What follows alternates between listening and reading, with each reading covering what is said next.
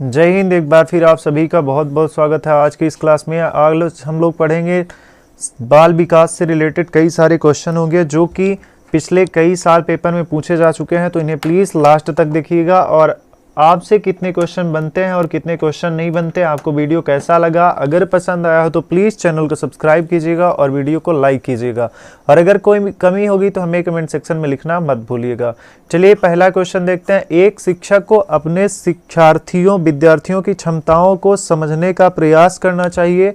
निम्नलिखित में से कौन सा क्षेत्र उस उद्देश्य के साथ संबद्ध है? तो चलिए इसका आंसर हम चेक करते हैं। इसका आंसर कौन सा होगा? पहला देखते हैं, शिक्षा मनोविज्ञान, या फिर शिक्षा समाजशास्त्र, शिक्षा सामाजिक दर्शन, मीडिया मनोवैज्ञानिक। तो शिक्षा मनोवैज्ञानिक इसका राइट आंसर होगा। निम्न में से कौन से कथन को सीखने की प्रक्रिया विशेष नहीं मानना चाहिए? सीखने की प्रक्रिया को, कौन सी प्रक्रिया को हमें विशेष रूप से नहीं मानना चाहिए, इसमें हमें आंसर बताना है। पहला ऑप्शन है हमारा, अनअधिगम भी सीखने की प्रक्रिया है। शैक्षिक संस्थान ही एकमात्र स्थान है जहां अधिगम प्राप्त होता है। सीखना एक व्यापक प्रक्रिया है। सीखना लक्ष्योन्मुखी होता है। तो एक आपके पास होता है निगेटिव वर्ड, एकमात्र जो होता है ये एक निगेटिव वर्ड है, तो इसमें से आप राइट आंसर कर लेंगे। देखिए नहीं मानना चाहिए, तो हमें ऑप्शन नंबर बी इसका राइट आंसर हो जाएगा। अगले क्वेश्चन पर चलते हैं। सबसे अधिक गहन और जटिल सामाजिकरण होता है पूर्व बाल्यावस्था के दौरान, प्रौढ़ावस्था के दौरान, व्यक्ति के पूरे जीवन में, किशोरावस्था के दौरान। तो सबसे ये जो गहन और जटिल होता है सामाजिकरण वो होता है हमारा किशोरावस्था के दौरान। ठीक है, तो इसका आंसर हो जाएगा ऑप्शन नंबर डी इसका राइट आंसर हो जाएगा। अगले क्वेश्चन की तरफ चलते हैं। अगला क्वेश्चन कुछ हमारा इस तरीके से है, सिद्धांत के रूप में रचनावाद। सिद्धांत के रूप में रचनावाद क्या होता है? सूचनाओं को याद करने और पुनः स्मरण द्वारा जांच करने पर बल देता है। शिक्षक की प्रभुत्वकारी भूमिका पर बल देता है। अनुकरण की भूमिका पर केंद्रित है। दुनिया के बारे में अपना दृष्टिकोण निर्मित करने में शिक्षार्थी की भूमिका पर बल देता है। ठीक है, तो इसका आंसर हो जाएगा ऑप्शन नंबर डी। दुनिया के बारे में अपना दृष्टिकोण निर्मित करने में शिक्षार्थी की भूमिका पर बल देता है। ठीक है, चलिए अगला क्वेश्चन देखते हैं। मूल्यांकन असेसमेंट का मुख्य उद्देश्य होना चाहिए। यह निर्णय लेना कि क्या विद्यार्थी को अगली कक्षा में प्रोन्नत किया जाना चाहिए। सीखने में हमें होने वाली त्रुटियों का, जो भी कमियां होती है उनका निदान और उपचार करना। शिक्षार्थियों की त्रुटियां निकालना। शिक्षार्थियों की उपलब्धि को मापना। तो मूल्यांकन का मतलब क्या होता है? तो सीखने में होने वाली कमियों का निदान और उसका उपचार करना ही मूल्यांकन का मुख्य उद्देश्य होता है। चलिए अगला क्वेश्चन देखते हैं। किंडरगार्टन शिक्षण सिद्धांत पद्धति को विकास किसने किया?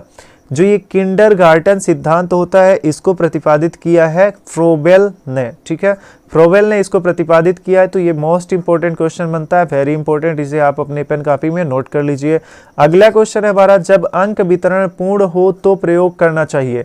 माध्यिका, बहुलक, माध्यमान या फिर मानक विचलन। जब अंक वितरण पूर्ण हो तब हमें क्या पूर्ण करना चाहिए, क्या करना चाहिए? मध्यमान निकालना चाहिए। ठीक है, अगला क्वेश्चन चलते हैं।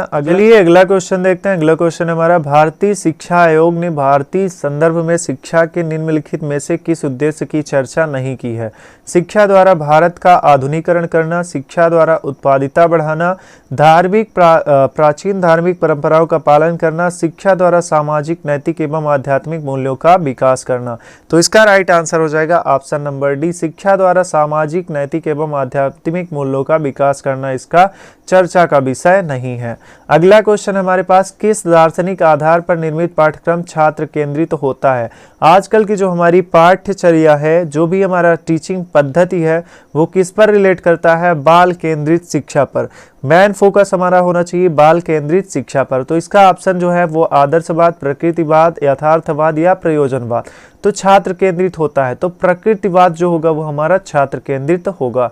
प्रबलन सिद्धांत का प्रतिपादन किया था, किसने किया था? आपको पता होगा, C.L. हेल ने प्रबलन सिद्धांत का प्रतिपादन किया था। तो ऑप्शन में देखते हैं B.F. Skinner, Edward Lee Thorndike, Pavlov, P.V. Pavlov, C.L. Hello.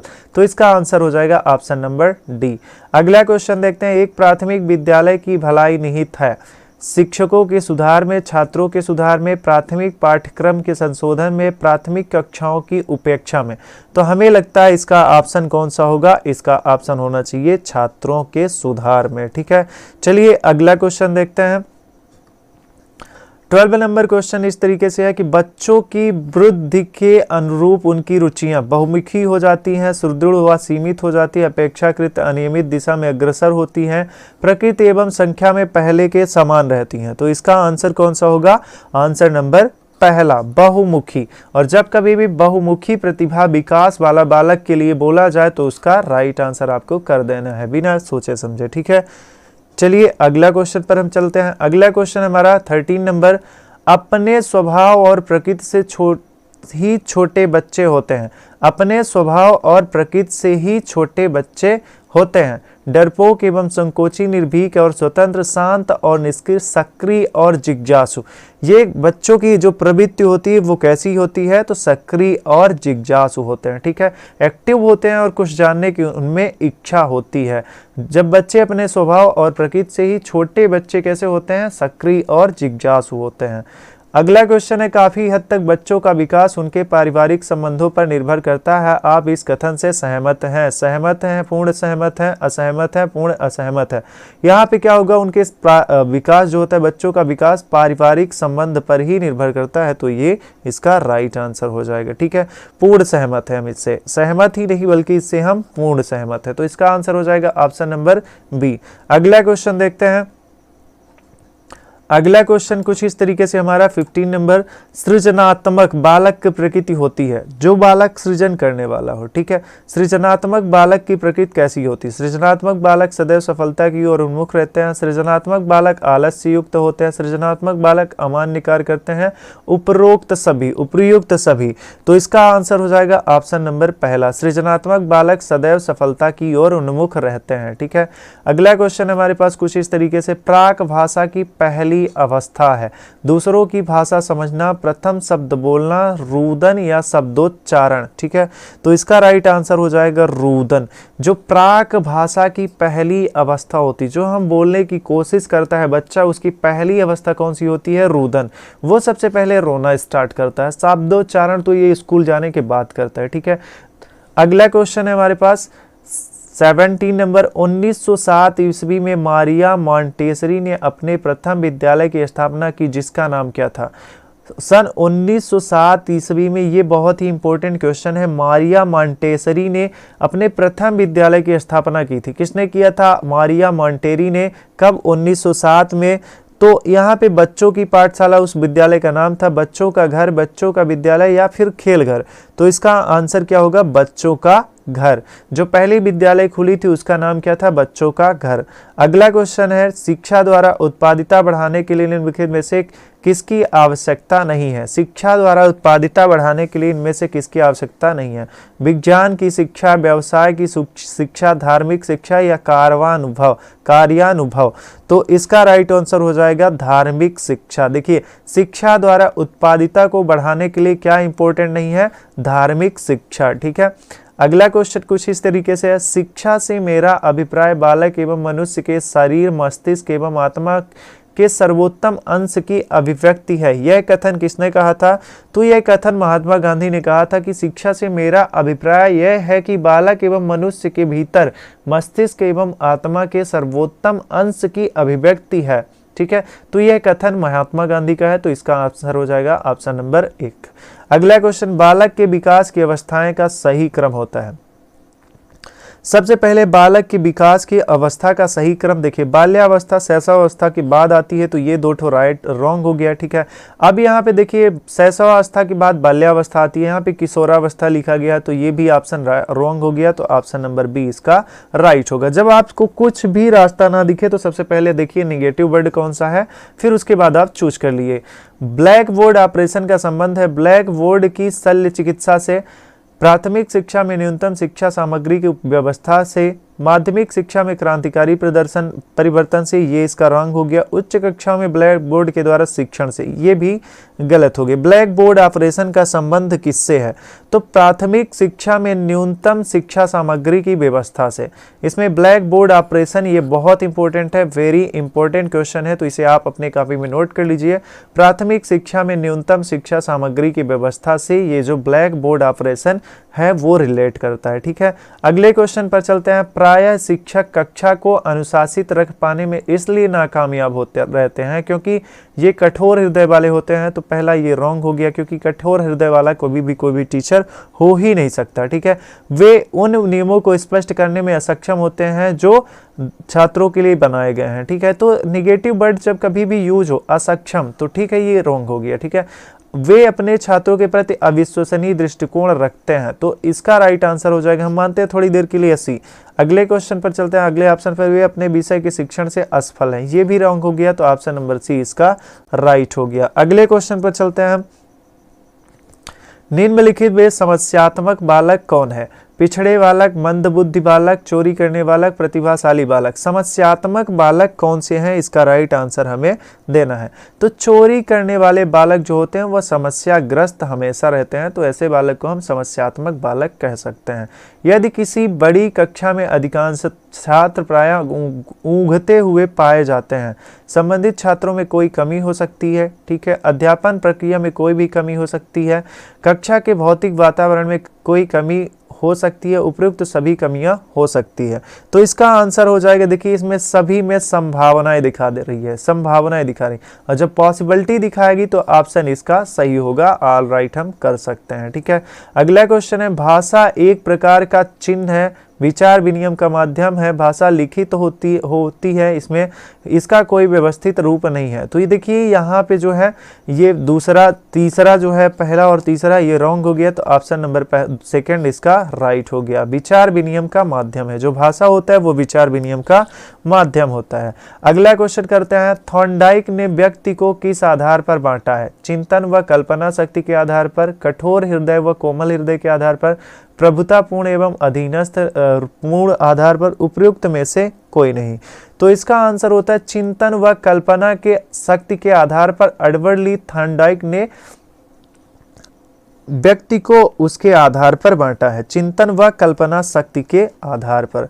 चलिए अगला क्वेश्चन पर चलते हैं हम। अगला क्वेश्चन किस तरीके से हमारा लिखा हुआ है। एक शिक्षण इकाई, टीचिंग यूनिट के इकाई के संदर्भ में निम्नलिखित में से कौन सा कथन असत्य है? यह शिक्षक को सुदर्शा प्रदान करती है, यह कार्यों हेतु दिशा निर्देश प्रदान करती है, यह अधिगम मूल्यांकन विधियों के रूप में कार्य करती है, यह एक बृहद विचार को कार्य रूप में परिणत करती है। तो इसका राइट आंसर हो जाता है यह शिक्षक को सुरक्षा प्रदान करती है। जो टीचिंग यूनिट है, शिक्षक को सुरक्षा नहीं बल्कि बालक को सुरक्षा प्रदान करे, ऐसी हमें टीचिंग पद्धति अपनानी चाहिए। अगला क्वेश्चन करते हैं 28 नंबर। खेल संबंधी मूल प्रवृत्ति या स्पर्धा सिद्धांत का प्रतिपादक है। खेल संबंधी किससे रिलेटेड होना चाहिए? खेल संबंधी मूल प्रवृत्ति या स्पर्धा सिद्धांत का प्रतिपादक कौन है? तो इसका आंसर कौन सा होगा? कार्ल ग्रूस, जी स्टैनली हॉल, मैकडूगल, सेलर एवं हर्बर्ट स्पेंसर। ठीक है, तो इसका आंसर हो जाएगा ऑप्शन नंबर सी, इसका राइट आंसर हो जाएगा मैकडूगल। अगला क्वेश्चन कुछ इस तरीके से है। पियाजे के अनुसार निम्नलिखित में से कौन सी अवस्था जिसमें बच्चे अमूर्त संकल्पनाओं के विषय में तार्किक चिंतन करना आरंभ करते हैं?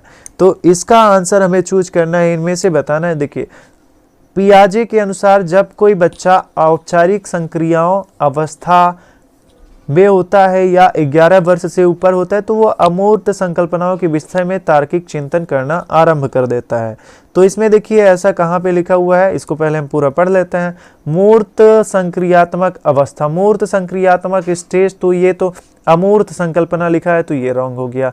अब देखिए यहाँ पे चलते हैं संवेदिक प्रेरक अवस्था, संवेदिक प्रेरक अवस्था, तो ये रॉन्ग हो जाता है। इसमें देखते हैं पूर्व संक्रियात्मक अवस्था, ये भी रॉन्ग हो गया। तो औपचारिक संक्रियात्मक अवस्था जो होता है इसका राइट आंसर होता है। ठीक है, पियाजे ने क्या किया था, अमूर्त संकल्पनाओं के विषय में तार्किक चिंतन करना आरंभ करता है। तो वो बच्चा कब होता है, औपचारिक संक्रियात्मक अवस्था में, फॉर्मल ऑपरेशनल स्टेज में होता है, 11 वर्ष एवं 11 वर्ष से ऊपर। अगला क्वेश्चन कुछ इस तरीके से हमारा, प्राथमिक स्तर पर एक शिक्षक में निम्नलिखित में से किसे सबसे महत्वपूर्ण विशेषता मानना चाहिए, पढ़ाने की उत्सुकता, धैर्य एवं दृढ़ता, शिक्षण पद्धतियों और विषयों में ज्ञान दक्षता, अतिमानक भाषा में पढ़ाने की दक्षता। तो इसका धैर्य एवं दृढ़ता के साथ जो टीचर अच्छा पढ़ाता है उसे ही महत्वपूर्ण विशेषता मानी जाती है वो एक टीचर की। ठीक है, तो साथियों आपको यह क्लास कैसा लगे हमें कमेंट सेक्शन में लिखना मत भूलिएगा। और हमने टोटल 30 क्वेश्चन सॉल्व किए हैं। 30 क्वेश्चन में आपसे कितने क्वेश्चन बने हैं, उम्मीद करते हैं आप 25 प्लस क्वेश्चन कर लेंगे होंगे सही। तो चलिए एक फिर क्लास के साथ मिलते हैं, हम ऐसी नई क्लास के साथ, तब तक के लिए जय हिंद, वंदे मातरम।